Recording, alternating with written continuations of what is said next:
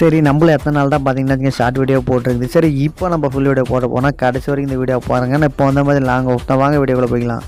20 வருஷத்துக்கு முன்னால என்ன வேணுமோ இப்போவோ அதுதான் வேணும். இந்த உலகம்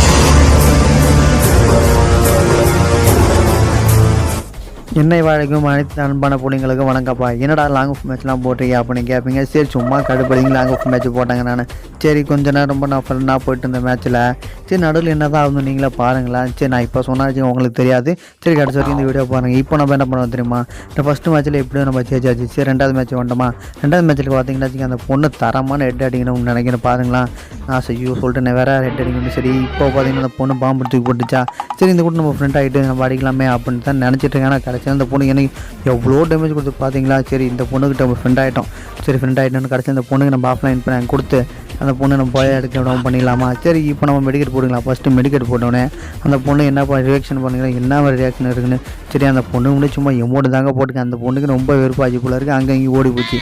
சரி இந்த ஓடி போச்சு எங்கடா அந்த பொண்ணு கொஞ்சம் நேரத்துக்கு காணுங்க. எங்கடா கடைசியில் பார்த்தா அந்த பயப்பிள்ளைக்கு என்ன மண்டையில் அடித்து துரத்தி விட்டுருச்சிங்க. சரி இதுக்கப்புறம் நம்ம சும்மா விடக்கூடாது அப்படின்னு நினச்சிட்டு வந்துட்டு இருந்தேன்னா அதுக்கப்புறம் பார்த்தீங்கன்னா கரெக்டாக அந்த பொண்ணு மேலேருந்து எகிரி குதிக்க ட்ரை பண்ணி சரி கரெக்டாக மண்டையில் ஒரு 2 அடி அடிச்சுன்னா அந்த பொண்ணு நாக்கு அடிச்சிங்க. அதுக்கப்புறம் பார்த்தீங்கன்னா மூணாவது மேட்ச்சில் தரமான ஹெட்டு எனக்கு வந்துருக்கும். கரெக்டாக பார்த்தீங்கன்னா கரெக்டாக தரமான ஹெட்டுங்க எனக்கு.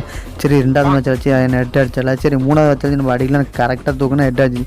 ஆனால் கொஞ்ச நேரத்தில் என்ன ஆச்சுன்னு தெரியல, அந்த பொண்ணு ஆஃப்லைன் ப்ராங்க் பண்ணுதுன்னு நினச்சிட்டு நான் கடைசி வரைக்கும் ஆஃப்லைன் பண்ணல.